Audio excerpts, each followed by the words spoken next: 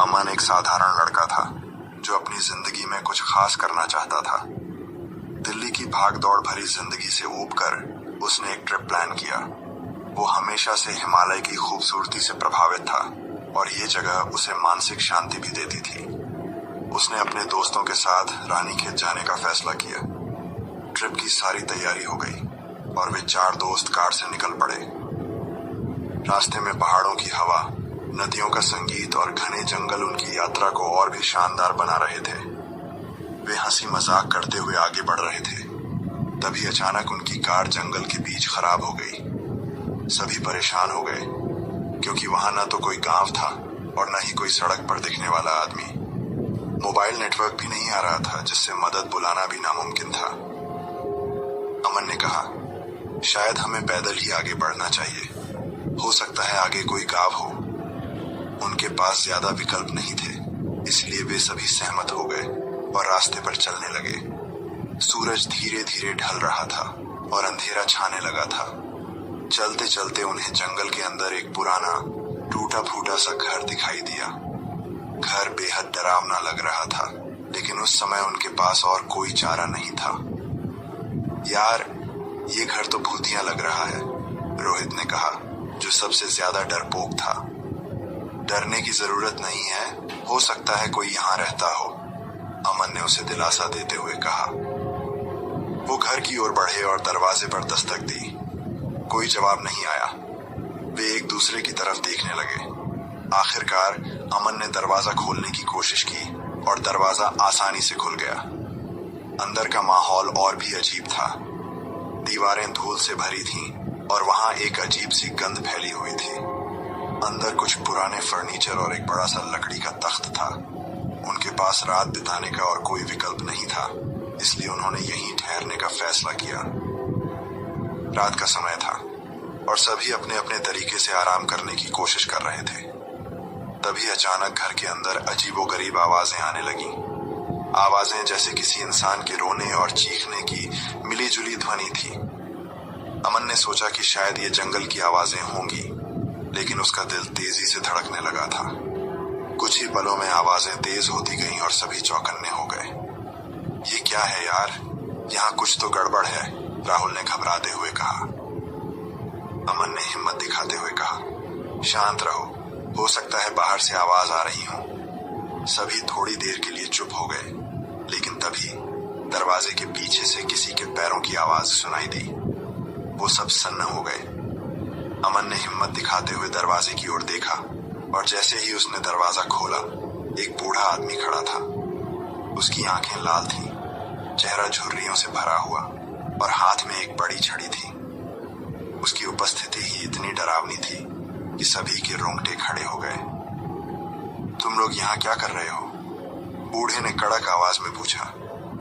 हमारी कार खराब हो गई है और हमें यहाँ रात बितानी पड़ी, अमन ने कांपते हुए जवाब दिया। बूढ़े आदमी ने उनकी तरफ गहरी नजर से देखा और कहा, ये जगह तुम्हारे लिए नहीं है। अगर तुम्हें अपनी जान प्यारी है तो तुरंत निकल जाओ। अमन ने उसकी बातों को हल्के में लेते हुए पूछा, क्यों बाबा, यहाँ क्या है? बूढ़े आदमी ने गहरी सांस ली और बोला, तुम नहीं जानते, ये जंगल साधारण नहीं है। यहाँ अघोरी रहते हैं जिनकी आत्माएं कभी मुक्त नहीं हुई।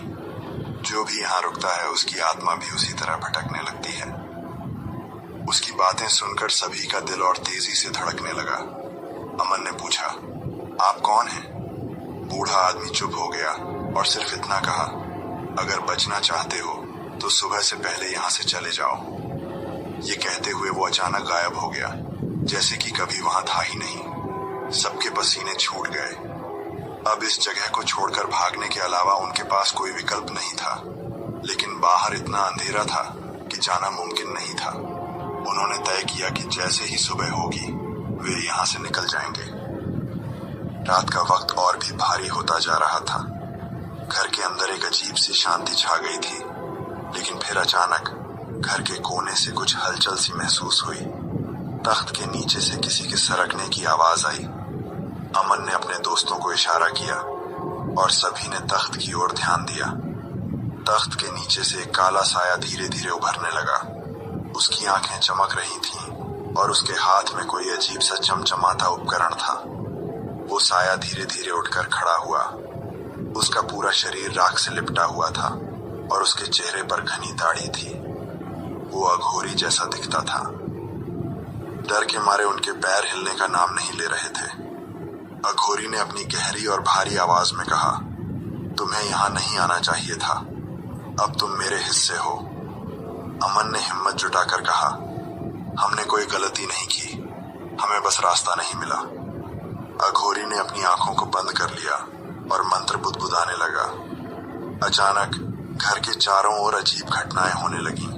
दीवारों से खून बहने लगा, छत से चमगादड़ टकराने लगे और एक ठंडी हवा का झोंका पूरे घर में फैल गया। उनके चारों ओर अजीब आवाजें गूंजने लगीं और अचानक से सभी ने महसूस किया कि उनकी सांसें रुक रही हैं। अमन ने महसूस किया कि अघोरी उन पर कोई जादू कर रहा था। वो चिल्लाते हुए बाहर भागने की कोशिश करने लगा, लेकिन उसके पैर जमीन में जकड़ गए थे। बाकी तीनों भी डर के मारे कांपने लगे और एक एक करके सब बेहोश हो गए। जब अमन को होश आया तो वो एक अजीब जगह पर था। वहां चारों ओर राख फैली हुई थी और अघोरी उसके सामने बैठा हुआ था। अघोरी ने उसे घूरते हुए कहा, तुमने मेरा खेल बिगाड़ा है, अब तुम्हें वो सब देखना होगा जो इंसान की आंखें नहीं देख सकती। अमन के सिर में तेज दर्द हो रहा था और उसकी आंखों के सामने अजीब अजीब दृश्य आ रहे थे। उसने देखा कि अघोरी एक प्राचीन मंत्र बोलकर उसे अपने वश में कर रहा है। उसका शरीर धीरे धीरे लकड़ी की तरह सख्त होता जा रहा था। अचानक उसे महसूस हुआ कि वो अघोरी की मर्जी के बिना हिल नहीं सकता। उसकी आवाज घुट गई थी और वो सिर्फ आंखों से मदद की गुहार लगा सकता था। अघोरी ने अपनी आंखें खोली और कहा, तुम्हें यहाँ भेजा गया है इस जंगल का सच जानने के लिए। अमन को समझ नहीं आ रहा था कि वो क्या करे। उसने अपने दोस्तों को ढूंढने की कोशिश की, लेकिन वहां कोई नहीं था। बस वो और अघोरी थे और एक अंतहीन अंधकार फैला हुआ था। अमन को अब अपनी हालत का अंदाजा हो चुका था। अघोरी के सामने वो जैसे जड़वत खड़ा था, न बोल सकता था न हिल सकता था, लेकिन उसकी आंखों में डर और सवालों का सैलाब उमड़ रहा था। अघोरी ने उसे घूरते हुए अपनी गहरी आवाज में कहा, तुम्हारी आत्मा को मैं मुक्त नहीं होने दूंगा। तुमने मेरी शांति भंग की है और अब तुम्हें इसके परिणाम भुगतने होंगे। अमन के पास कोई रास्ता नहीं था। उसके मन में सवाल उठ रहा था कि वो यहाँ क्यों फंसा है और उसकी क्या गलती थी। वो अपने दोस्तों के बारे में सोच रहा था। क्या वे सुरक्षित हैं? क्या वे भी इस अजीब खेल का शिकार हो चुके हैं?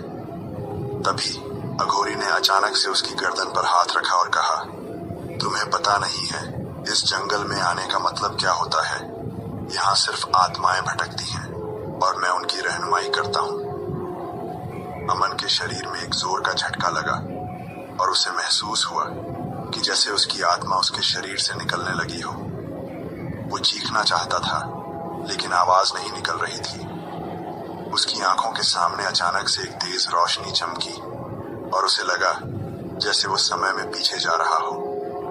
सब कुछ धुंधला हो रहा था और उसकी चेतना उसे किसी दूसरी दुनिया की ओर खींच रही थी। जब उसकी आंखें दोबारा खुली तो वो खुद को एक पुराने जमाने के गांव में पाया। वहां लोग बैलगाड़ियों में चल रहे थे और चारों ओर धूल उड़ रही थी। अमन को समझ नहीं आया कि ये क्या हो रहा है। उसने इधर उधर देखा और अचानक उसे अघोरी वहीं खड़ा दिखा। अघोरी ने उसकी तरफ इशारा करते हुए कहा, ये वो समय है जब मैं एक साधारण इंसान था, लेकिन मेरा जीवन यहाँ से बदल गया। तुम जानोगे कि मैं क्यों ऐसा बन गया। अमन असहाय था, लेकिन वह इस रहस्यमयी यात्रा में खींचा जा रहा था। वो उस गांव की गलियों में अघोरी के साथ चलने लगा। गांव के लोग सामान्य जिंदगी जी रहे थे, लेकिन उनकी आंखों में एक डर छिपा हुआ था। हर व्यक्ति जैसे किसी अज्ञात शक्ति से डरा हुआ था। अघोरी ने अमन से कहा, ये गांव तब शांत था, लेकिन फिर एक घटना ने सब कुछ बदल दिया। एक रात जंगल से कुछ अजीब आवाजें आईं। गांव के लोग इसे नजरअंदाज करते रहे, लेकिन फिर गायब होने की घटनाएं शुरू हो गईं। गांव के कई लोग जंगल में गए और कभी वापस नहीं लौटे। अमन ध्यान से सुन रहा था। और उसकी उत्सुकता बढ़ती जा रही थी। अघोरी ने आगे बताया, गांव के लोग इस जंगल को श्रापित मानने लगे थे। किसी ने कहा कि वहां बुरी आत्माओं का वास है और किसी ने कहा कि वहां पर किसी तांत्रिक का साया है। फिर एक दिन मैं भी उसी जंगल में गया और वही दिन मेरी मौत और पुनर्जन्म का दिन था। अमन की सांसें तेज हो गईं। उसने महसूस किया कि इस कहानी के केंद्र में कुछ गहरा रहस्य छिपा हुआ है। वो जानना चाहता था कि अघोरी के साथ क्या हुआ था, लेकिन उसके मन में डर भी था कि सच्चाई कहीं उसे भी उसी राह पर न खींच ले जाए। अघोरी ने उसे जंगल की ओर इशारा किया और कहा, आओ, अब तुम्हें वो देखना होगा जो मैंने देखा था। अमन को ऐसा लगा जैसे उसकी मर्जी के खिलाफ उसे खींचा जा रहा हो। वे दोनों जंगल की ओर बढ़ने लगे। जैसे जैसे वे अंदर जाते गए, अंधेरा और गहराता गया। अमन को महसूस हुआ कि हवा में कुछ अजीब सी ठंडक थी और पेड़ों के बीच से हल्की हल्की फुसफुसाहटें सुनाई दे रही थीं। ये वही जंगल था जहां उनकी कार खराब हुई थी, लेकिन अब ये और भी खौफनाक लग रहा था। अचानक एक जोर की चीख सुनाई दी और अमन ने देखा कि जमीन पर एक आदमी पड़ा हुआ था, जिसके शरीर पर गहरे घाव थे। अघोरी ने उसकी तरफ देखा और कहा, ये वही तांत्रिक है जिसने मुझे इस श्राप से मुक्त करने का झांसा दिया था, लेकिन वो खुद इसकी गिरफ्त में आ गया। अमन अब पूरी तरह डर से भर चुका था। उसे समझ नहीं आ रहा था कि वो क्या करे। तभी अघोरी ने उसकी तरफ देखा और कहा, अब वक्त आ गया है कि तुम भी इस खेल का हिस्सा बनो। तुमने यहाँ आकर अपनी किस्मत खुद ही चुनी है। अमन को लगा कि वो फंस चुका है। उसकी आंखों के सामने अजीब अजीब दृश्य आ रहे थे। आत्माओं के झुंड, डरावने चेहरे और अघोरी के मंत्र बुदबुदाने की आवाज। वो चीखना चाहता था, भागना चाहता था, लेकिन उसके पैर जैसे जमीन में जकड़ गए थे। अचानक अघोरी ने एक मंत्र पढ़ा और जमीन से धुआं उठने लगा। अमन की आंखों के सामने अंधेरा छा गया और वो जमीन पर गिर पड़ा। जब उसकी आंखें दोबारा खुली तो उसने खुद को उसी पुराने घर में पाया जहां वे रुके थे। लेकिन अब घर पूरी तरह से बदल चुका था। दीवारें खून से सनी थीं और हर कोने में अजीब सी आकृतियां घूम रही थीं। अमन का सिर चकरा रहा था। वो समझ नहीं पा रहा था कि ये सब क्या हो रहा है। तभी उसे अपने दोस्तों की चीख सुनाई दी। वो घबराते हुए उठा और इधर उधर देखने लगा, लेकिन उसे कोई नजर नहीं आया। बस एक भारी सन्नाटा छाया हुआ था। उसने चिल्लाते हुए अपने दोस्तों को पुकारा, रोहित, राहुल, प्लीज जवाब दो। लेकिन उसकी आवाज को जंगल की गूंज खा गई। वो अब पूरी तरह टूट चुका था। उसे समझ नहीं आ रहा था कि वो इस श्रापित जगह से कैसे निकलेगा। तभी उसके सामने फिर से अघोरी प्रकट हुआ और कहा, तुम्हारे पास बहुत कम समय है। अगर तुम इस रात से बच पाए तो ही तुम्हें मुक्ति मिलेगी, वरना तुम भी उन्हीं आत्माओं का हिस्सा बन जाओगे। अमन की रूह कांप गई। उसने अब तक जितना देखा था वो सिर्फ एक शुरुआत थी। अमन के दिल में अब सिर्फ एक ही सवाल था, क्या वो इस भयानक जगह से बचकर निकल पाएगा या वहीं फंसकर रह जाएगा। उसके दोस्तों की चीखें, अघोरी के मंत्र और उस घर की अजीबोगरीब घटनाएं उसे मानसिक रूप से तोड़ रही थीं। वो पूरी तरह से भयभीत था, लेकिन उसने ठान लिया कि वो इस रहस्य का सामना करेगा और किसी भी तरह से बच निकलेगा। अमन ने घर से बाहर निकलने की कोशिश की, लेकिन दरवाजा जैसे किसी अदृश्य ताकत से जकड़ा हुआ था। उसने खिड़कियों से बाहर झांकने की कोशिश की, लेकिन हर ओर घना अंधेरा और पेड़ों के साए थे, जैसे कोई निगरानी कर रहा हो। उसे लगा कि वो इस घर में ही कैद है, जैसे कोई शिकारी अपने शिकार को फंसा कर रखता है। तभी उसे अचानक एक हल्की सी आवाज सुनाई दी। वो आवाज रोहित की थी। उसने फौरन आवाज की दिशा में भागा और देखा कि रोहित एक कोने में बेसुध पड़ा हुआ था। अमन ने उसे उठाया। रोहित, उठो, हमें यहाँ से निकलना है। रोहित ने धीमी आवाज में कहा, अमन, मैं बुरी तरह से डर गया हूँ। यहाँ से बचना नामुमकिन है। अघोरी ने हमें अपनी गिरफ्त में ले लिया है। अमन ने उसकी बात अनसुनी करते हुए कहा, नहीं, हमें कोई ना कोई रास्ता निकालना ही होगा। तभी पीछे से अचानक अघोरी की भयानक हंसी गूंज उठी। तुम सोचते हो कि बच सकते हो? ये जंगल तुम्हारी कब्रगाह बनने वाला है। अमन ने देखा कि अघोरी फिर से उनके सामने प्रकट हो गया था।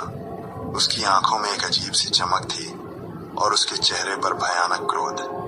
वो अपना मंत्र बुदबुदाते हुए उनके करीब आने लगा। अमन को लगा कि अब उसकी और उसके दोस्तों की मौत तय है, लेकिन तभी उसे कुछ याद आया। उसने अचानक कहा, रुको, तुम हमें श्राप दे सकते हो, लेकिन अगर हम यहाँ से निकलने का रास्ता ढूंढ लें तो तुम कुछ नहीं कर सकते। तुमने ही कहा था कि अगर हम रात से बच गए तो हम मुक्त हो जाएंगे। अघोरी एक पल के लिए रुका। उसकी आंखों में घोर निराशा झलकने लगी। तुम होशियार हो लड़के, लेकिन रास्ता ढूंढना इतना आसान नहीं है। ये जंगल तुम्हें हर पल धोखा देगा।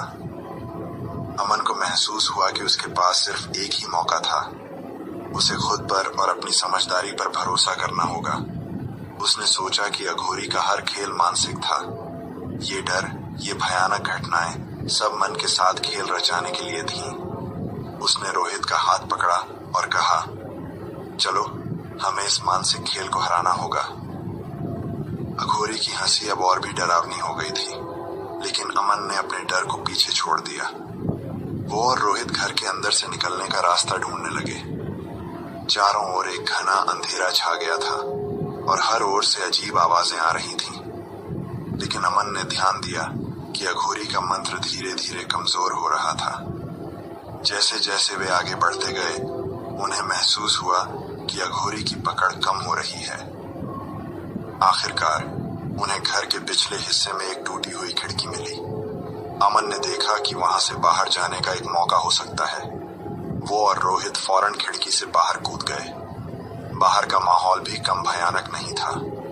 जंगल पूरी तरह से जिंदा लग रहा था, जैसे पेड़ उनकी हर हरकत को देख रहे हों। लेकिन अमन ने हिम्मत नहीं हारी। वो तेजी से रोहित के साथ दौड़ने लगा। उनके पीछे अघोरी की चीखें गूंज रही थीं, तुम मुझसे नहीं बच सकते, ये जंगल तुम्हें नहीं छोड़ेगा। लेकिन अमन को अब पता था कि ये सिर्फ मानसिक खेल है। उन्होंने जंगल के अंदर तेजी से भागते हुए एक रास्ता खोजा। थोड़ी देर बाद उन्हें दूर से हल्की रोशनी दिखाई दी। अमन को यकीन हो गया कि वो सही दिशा में है। वो अब और तेजी से दौड़ने लगे। जैसे ही वो रोशनी के पास पहुंचे, अमन ने देखा कि वो उसी जगह थे जहां उनकी कार खराब हुई थी। उन्होंने राहत की सांस ली। उनकी कार अभी भी वहीं थी। अमन ने फौरन कार की ओर दौड़ लगाई और उसकी चाबी घुमाई। इस बार कार स्टार्ट हो गई। वे दोनों बिना किसी देरी के कार में बैठ गए और तुरंत वहां से निकल गए। जैसे ही उनकी कार जंगल से बाहर निकली, अमन ने महसूस किया कि अघोरी की चीखें पीछे छूट गई हैं। अब सब कुछ शांत था। जंगल का भयानक माहौल खत्म हो चुका था। कार रानीखेत की तरफ तेजी से बढ़ती जा रही थी और अमन के दिल में एक अजीब सा सुकून था। वो जानता था कि उन्होंने इस डरावनी रात को पार कर लिया था, लेकिन एक बात अभी भी उसे खटक रही थी। राहुल और बाकी दोस्तों का क्या हुआ? जैसे ही वो एक सुरक्षित जगह पर पहुंचे, अमन और रोहित ने पुलिस को बुलाया और अपने दोस्तों की गुमशुदगी की रिपोर्ट दर्ज करवाई। पुलिस ने जंगल में खोजबीन शुरू की, लेकिन राहुल और बाकी दोस्तों का कोई पता नहीं चला। अमन और रोहित हमेशा के लिए इस सवाल के साथ रह गए कि आखिर उनके दोस्तों के साथ क्या हुआ। लेकिन एक बात निश्चित थी, उन्होंने उस अघोरी के चंगुल से अपनी जान बचाई थी। उस दिन के बाद अमन ने कसम खाई कि वो कभी भी इस जंगल के पास नहीं जाएगा। और वो अघोरी, उसका क्या हुआ, ये किसी को नहीं पता। लेकिन कहा जाता है कि आज भी अगर कोई उस जंगल में रात के समय जाता है तो उसे अजीब आवाजें सुनाई देती हैं, और वो आवाजें शायद उसी अघोरी की होती हैं जो अब भी आत्माओं को अपनी गिरफ्त में लेने की ताक में है। इस तरह अमन की ये खौफनाक यात्रा खत्म हुई, लेकिन उस रात की घटनाएं उसके मन में हमेशा के लिए गहराई से छप गईं।